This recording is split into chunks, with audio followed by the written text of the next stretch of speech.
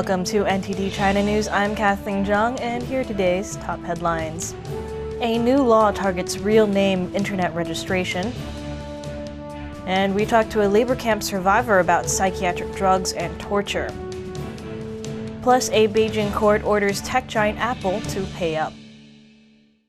Today, the Chinese regime passed a new set of laws legalizing the removal of online messages and registering the identities of web users. Internet providers of both mobile and computer platforms will now need to collect their customers' true identities. This is already in place for most fixed internet contracts, but only about 70% of mobile-based agreements. Providers are also asked to delete posts that are deemed illegal.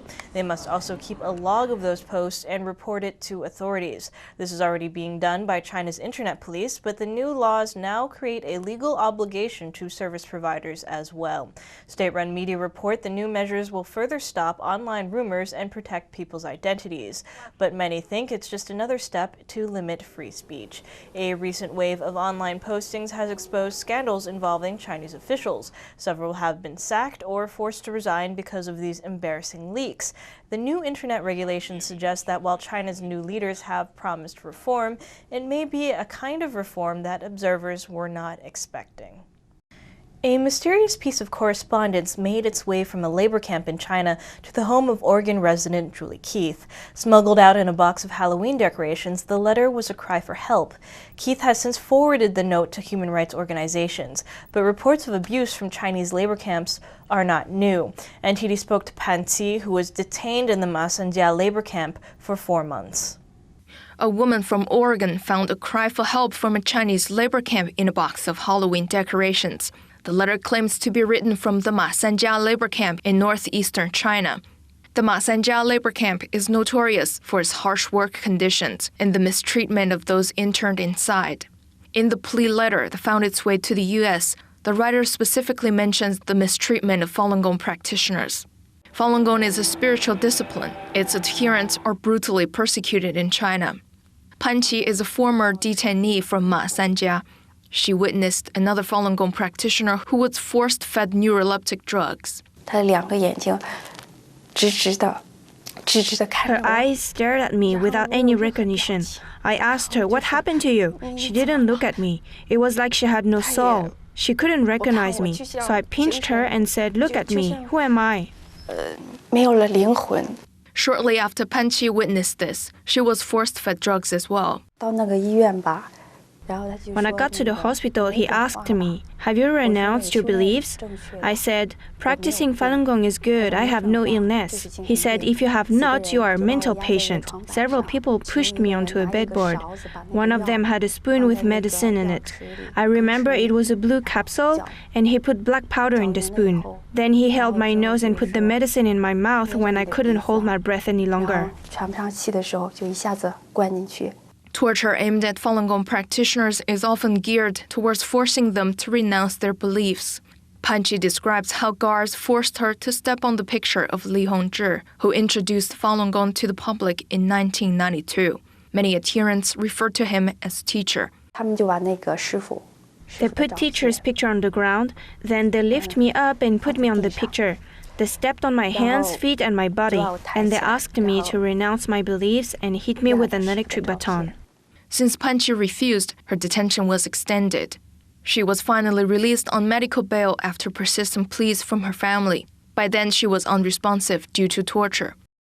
FalunInfo.net, a website documenting the persecution of Falun Gong, estimates over 1,000 practitioners have been tortured in mental hospitals with unknown drugs. Many of us have seen that Chinese house left in the middle of a newly constructed road. That's called a nail house, and it's part of a social issue of land acquisitions by Chinese authorities and property developers. This week, a case of forced eviction in central China has left a group of residents with a treacherous way to get in and out of their building, and their pleas to authorities are being ignored. Residents here in Zigong City in southwestern Sichuan province are being forced to move. With no advance notice, earth movers came in on Monday. Now the only way out of this building has turned into a 15-inch deep ditch. The eviction has been in negotiation for 4 years, but we refused to move because the compensation was inadequate. No agreement was reached, but suddenly they came and dug up the road. Now they want to cut our water, our power, and demolish our building. The heavy machinery returned at 2 a.m. the next day. This footage posted online is shot by this man, Liu Zhengyu. He's a local here and a victim of forced demolition himself. In China, land developers work with officials secretly. They offer very little compensation, so the residents don't want to move. They try to appeal to the city, the province, even the state council, but no one listens. Because in this country, the judicial system doesn't carry out any of its responsibilities. With their only path now lying in ruins, moving in and out of their home has become extremely dangerous for the locals here. On Wednesday, dozens of residents gathered in front of the Zigong government building, demanding to speak with local officials. Liu Zhengyu said the two sides reached an agreement for new negotiations to begin, but by Thursday, demolition crews had returned to the building, attempting to evict the residents without any new compensation proposals. Forced demolition around China have fueled conflicts between the public and authorities. Amnesty International reported earlier this year that these incidents are becoming more violent. The group says local officials seize and sell land as a way to settle government debts. A Beijing court has ordered tech giant Apple Inc. to cough up some cash in a copyright infringement case on Thursday. That's according to state-run Xinhua news agency. The Beijing No. 2 Intermediate People's Court ruled in favor of the plaintiffs. They are 8 writers and 2 companies who accused Apple of distributing unlicensed copies of their works via its online store. The author said that the apps with unauthorized copies of these works were downloaded in enough quantity to cause them significant financial loss. The Associated Press reports that the original amount sought by the plaintiffs was 12 million yuan, which is about 1.9 million US dollars. In the end, the Beijing court ruled that Apple pay only 1 million yuan, or a bit over 165,000 US dollars. And we're going to go away for just a short break, but coming up, China sets a rare earth export quota. And a new study sheds some light on disappearing coral reefs. Plus, we'll get in touch with our artistic sides. What are people saying about Shen Yun performing arts and classical Chinese dance?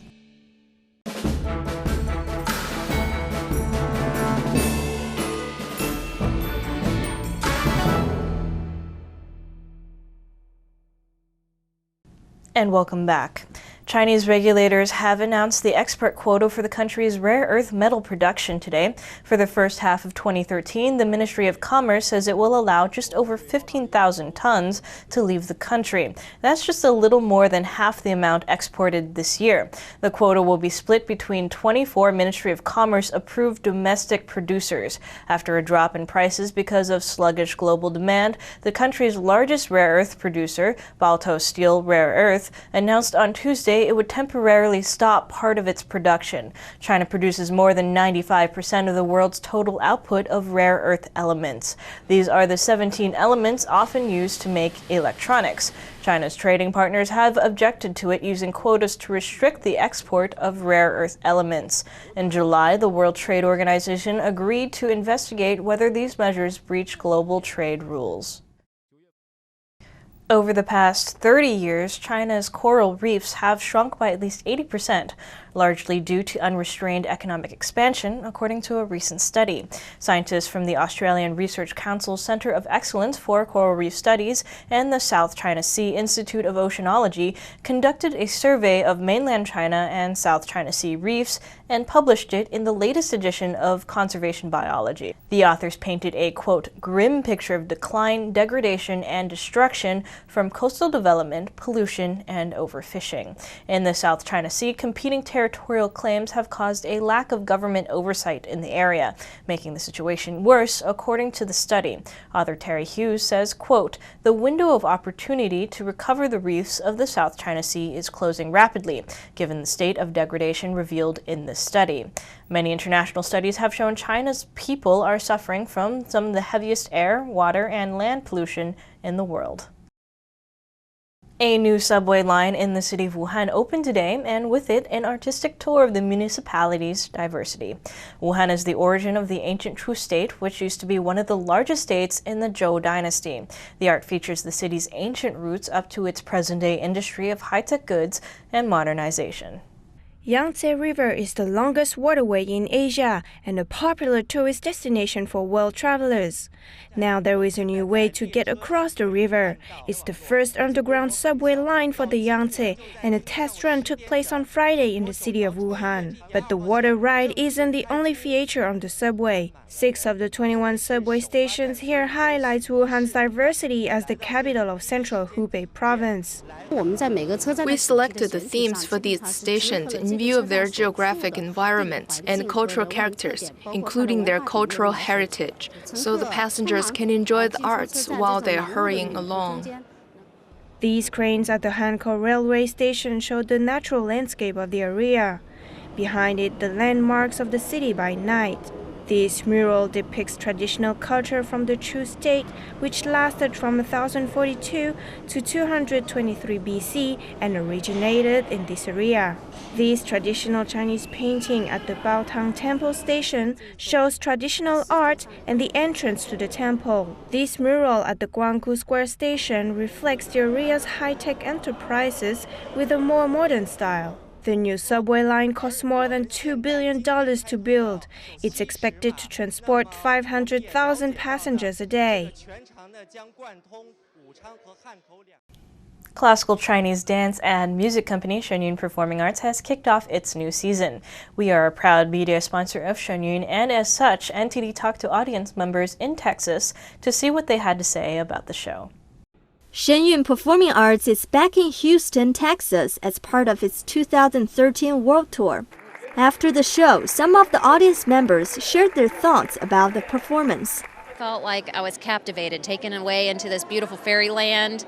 The colors and the dancing and the music, I thoroughly enjoyed it. I would love to come again and see it soon. It is thousands of years in the making, and it is nice to see it come back and learn more about it. And really enrich people in a different way. And the arts, it brings people together. Generally sitting there watching the show, I think I've had a feeling of awestruck, educational. You know, that even 5,000 years ago, people knew how to have fun, especially the monks. Yeah. Yes, I'm a big fan of Shaolin monks. That was my favorite part.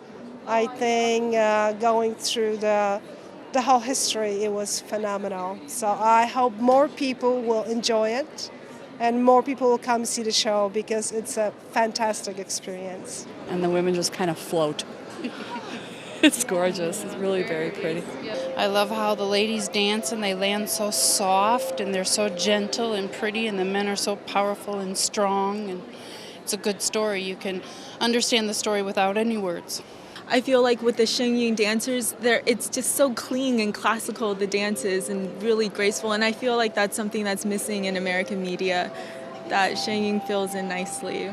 It was amazing. Like, they're so flexible and they use every part and they dance beyond their limbs. Shen Yun will be performing at the Houston Jones Hall for the Performing Arts until the 1st of January 2013. And that's all for today's NTD China news, but remember you can always catch more from us on the web at ntd.tv. You can also now find us on the new NTD on China YouTube channel. Coming up next is this week's episode of Discovering China. From all of us here at NTD China News, we'll see you Sunday morning.